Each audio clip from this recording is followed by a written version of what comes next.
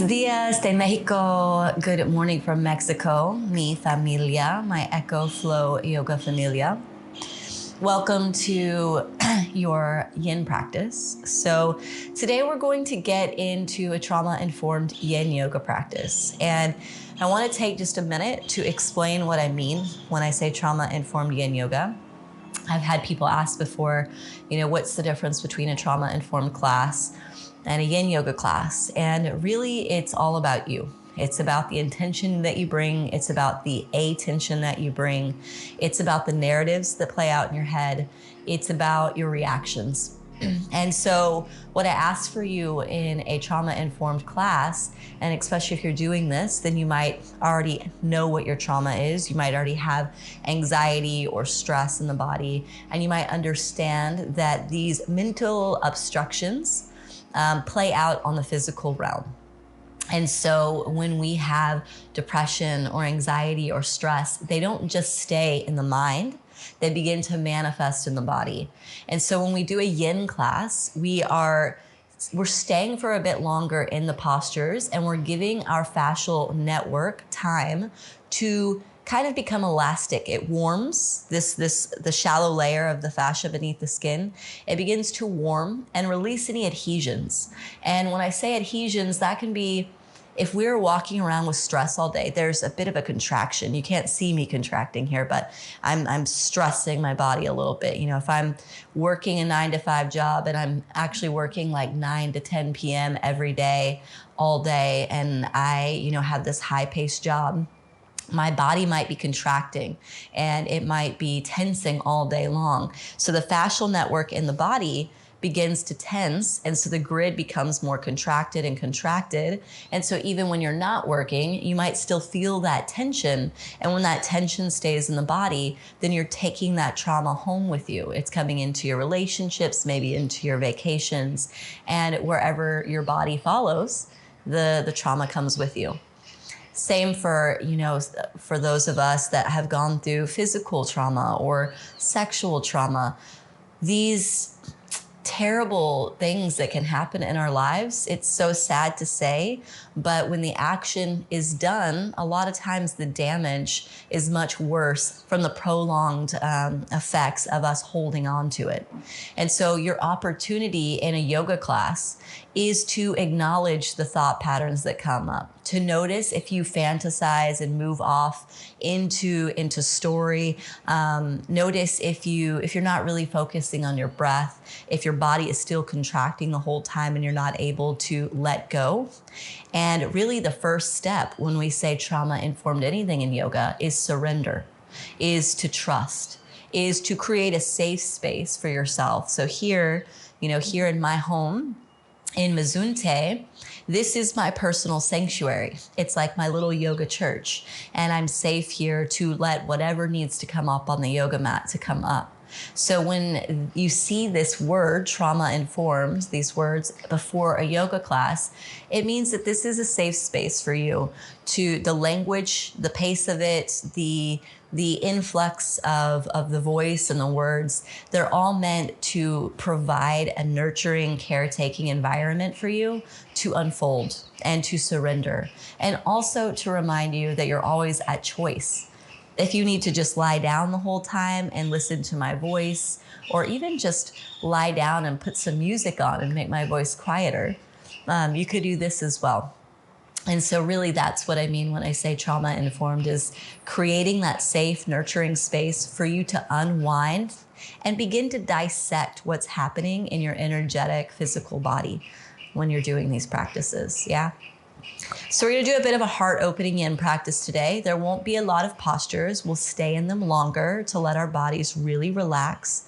Do your best to not move around a lot. Once you land in the pose, land in it. I encourage you now to grab some pillows. Hopefully you have some that are a little bit more sturdy. Mine are a little flat. This is what I've got in Mexico. I can't complain. I'm in paradise. I'm happy to have pillows. But wherever you're at, try to get some bigger pillows so that we could get some more lift, because we're gonna come into some heart opening with them to start. Also, if you have blocks, you can use those to come underneath the knees or in different postures that can be supportive for you. And if you don't have blocks, because a lot of us might not have these fancy yoga blocks, you could get some big fat books. If you have some encyclopedias, you could double up on those and get creative. But I encourage you to take a moment, make your space feel comfortable, move things away, let it be spacious, and just take a moment to ground yourself, yeah? All right, so we're gonna start in Supta Baddha Konasana. So we're going to bring the feet together, knees open wide, and we're gonna take the pillows and we're going to bring them right at the base of the spine. And you want some that are long enough so that your head can relax on the pillow as well. If your head is dangling off, you might need to get another pillows put behind. So you're gonna go ahead and slowly begin to fold down. My head is hanging off the end just a little bit, but I can deal with that. I want for you to have a pillow underneath yours though. Let the chest open. And we open up the chest here. Open up the heart space. And unfortunately, per usual in my Mexican mornings, we have construction. So just stay with my voice here. Do your best. I had a student once say, think of the hammer as a heartbeat. So think of the hammer as a heartbeat, the jackhammer.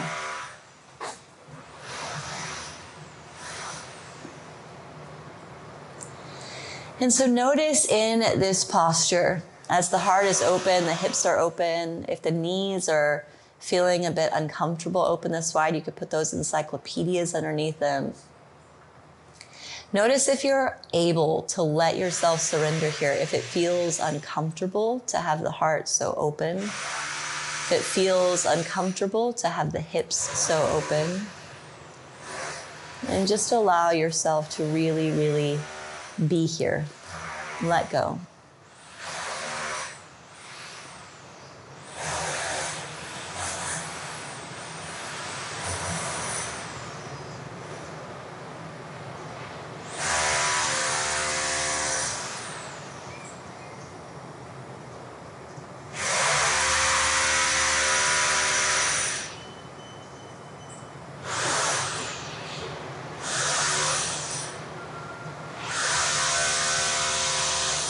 I'm going to take 3 more rounds of breath here.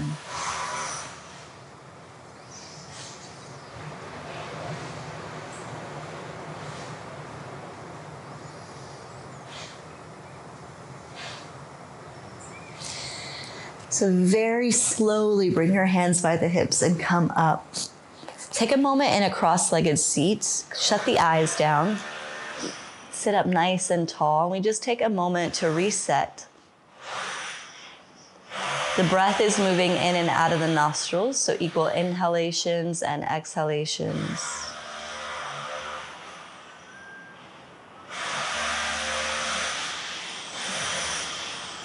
And slowly open the eyes.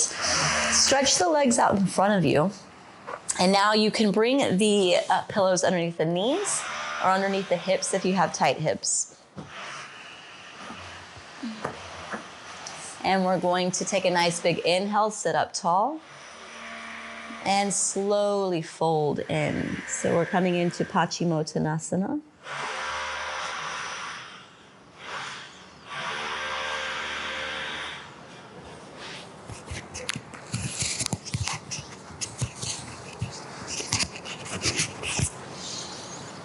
And as you come into Paschimottanasana, notice if your back is rounding too much, maybe just stay up a little bit higher. Keep the spine straight. Breath is moving in and out of the nostrils very lightly. And we have opportunities here in our practices when we're working with trauma-informed to really track our thoughts, track our breath. Notice if we're able to relax and let go in the physical body. And then we're just slowly in yin postures beginning to kind of unwind the yarn. You know, you have those big spools of yarn all tight. We're trying to take all the spools out and create some spaciousness. So just notice if you're feeling more at ease. Bless me.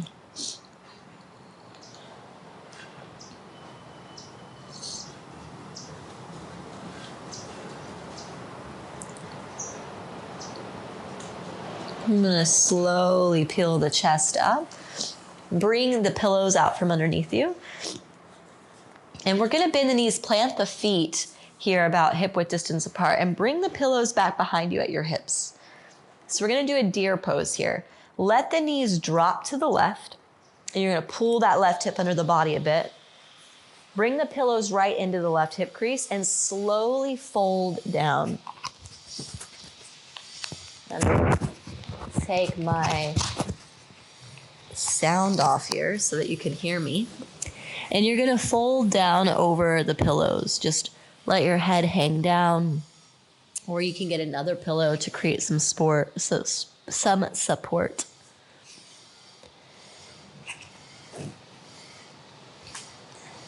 And feel the heartbeat pushing into the pillow here. Relaxing in, we get a bit of a hip stretch here into the right hip flexor as well.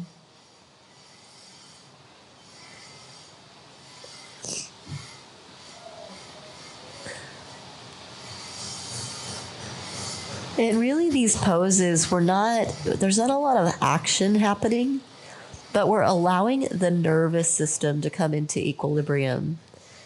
So the sympathetic nervous system is generally what is moving all day long.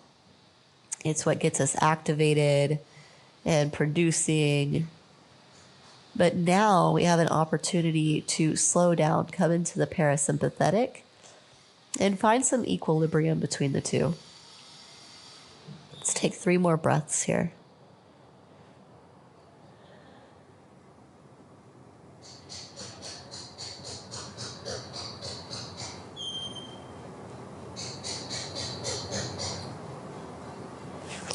Slowly come up. We're going to move through center and move to the other side. So the knees are going to fall to the right. We're going to turn back behind. Lay the chest down. And you can choose what cheek to go down onto the pillow. It could be the right cheek or the left. But now we're getting into the left hip flexor a bit, letting the arms relax, heartbeat, folding into the pillows. And you can build up as many pillows as you need depending on how flexible that lower spine is. So if you've got 4 pillows, that's completely fine, no judgment. Props are our friends, so take care of yourself.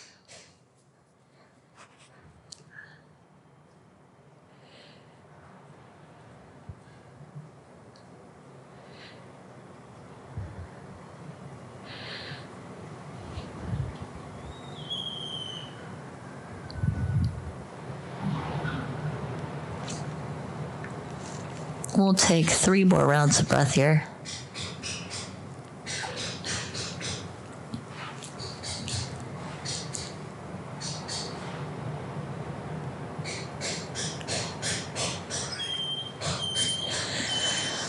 Slowly come back up through center. And let's just take a comfy seat first. So cross-legged seat. Sitting up nice and tall. Let the spine be long, breaths moving in and out of the nostrils.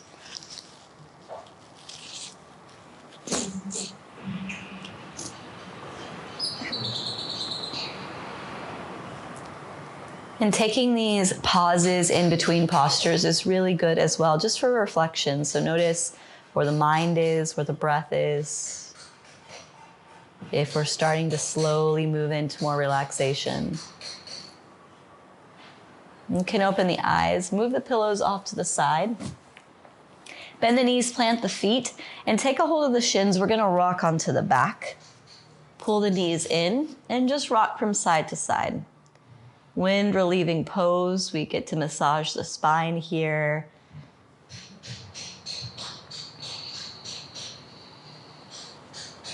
And let the head relax, let the shoulders relax. And we're gonna take a nice deep twist. So go ahead and let go of the knees. Wrap the right leg around the left. Set the left foot down on the ground. Hop the hips to the right just a couple of inches. Drop the knees to the left. And let the arms open up here. Cactus arms. I keep messing with my sound here so that you guys can hear me.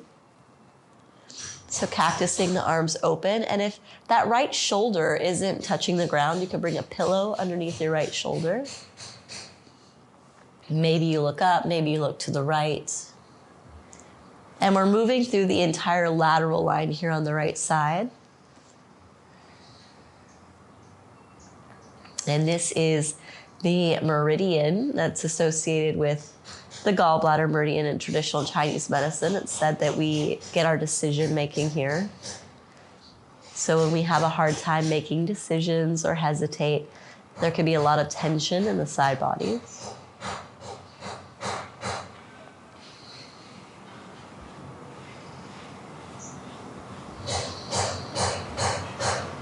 And let's come back through center nice and slow. Set both feet down for a moment. One hand on belly, one hand closer up towards the heart. Just take a few breaths to reset.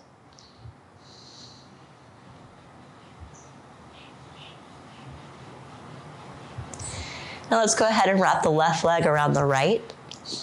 Bring the right toes over, hop the hips to the left just a little bit, and drop the knees to the right. Open the arms up. Maybe that pillow comes underneath the left shoulder. And in these poses, if there are any that feel really juicy for you, I know this is a shorter practice, but when I teach in the studio, sometimes we stay in these poses for up to 10 minutes. So if ever you need to pause the video and just settle into a pose for longer, I encourage it. Take care of yourself.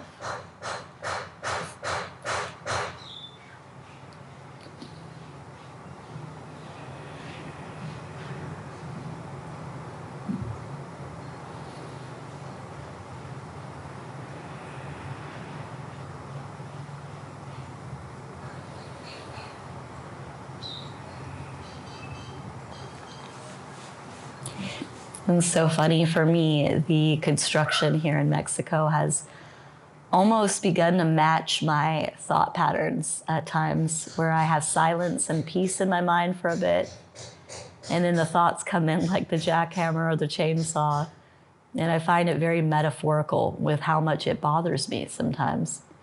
And then I let it go, and then I can reattach, and it just becomes this very ironic game of metaphor. So notice how your mental fluctuations are as we practice together and the sounds that come up for you. Let's take 2 more breaths here.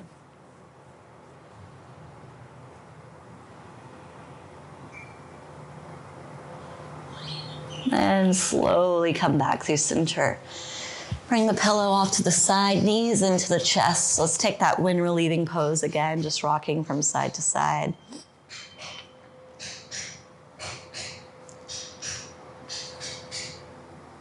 Let's fall out into Shavasana. So a short Shavasana here, and again, I encourage you to pause the video if you'd like to take a longer one. And something that I like to do here is I'll bring a heavier pillow on top of my chest and hug in, allow myself to feel supported here. The weight, sometimes even of the encyclopedias on the hips, can be very grounding.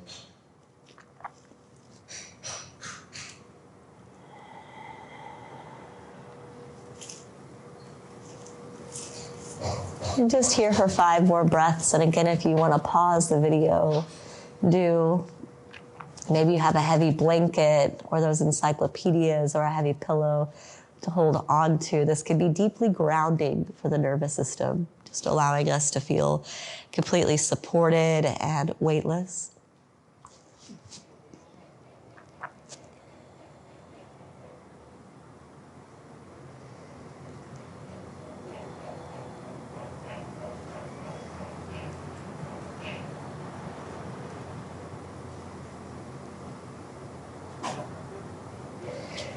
When you're ready, you can remove all the props. Take a nice long inhale, get long. Pull the knees into the chest, fall over to the side. Coming into fetal pose for a few moments. And letting ourselves feel that childlike sense of innocence here in a fetal pose, just reborn, trusting.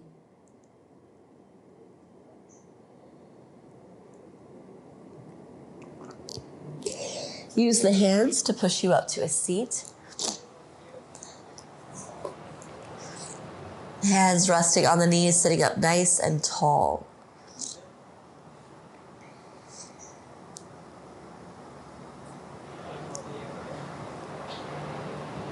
And just acknowledging that your body is also such a wonderful tool. Sometimes we ignore it when we get too busy. But bringing yourself back home into the physical body, listening, witnessing, nurturing your breath, your muscles, the skin, the bone, giving yourself opportunity to truly surrender and trust. And each time we come little by little, we do our best to release those mental fluctuations in the mind that tell us that things are never going to be better, or that things are hard, that they're dense and heavy. The same old stories repeating in our minds. Very slowly, we can begin to change the way that we think, and then change the way that we perceive the world, change the way that we feel in our bodies, and also change the way that we show up for others. So it doesn't happen overnight. Take your time, ask questions, do research, and just truly be curious about yourself. That's the first step in trauma-informed practice. Be curious about yourself, be empathetic, be forgiving, be loving. Hands together at heart center, bowing head to heart. Thank you for showing up for yourself today. I hope to see you again on the mat real soon. Aho and namaste, mi familia. Thank you guys so much for showing up for yourselves today. And I hope to see you again in more practices, hopefully with less noise. But again, that's life. We got to let go of what we expect and just appreciate what we have. So sending you so much love from my little part of the world to your little part of the world, and keep practicing, keep breathing, and just keep being curious about your inner world, your inner experience. So much love to you. Mwah.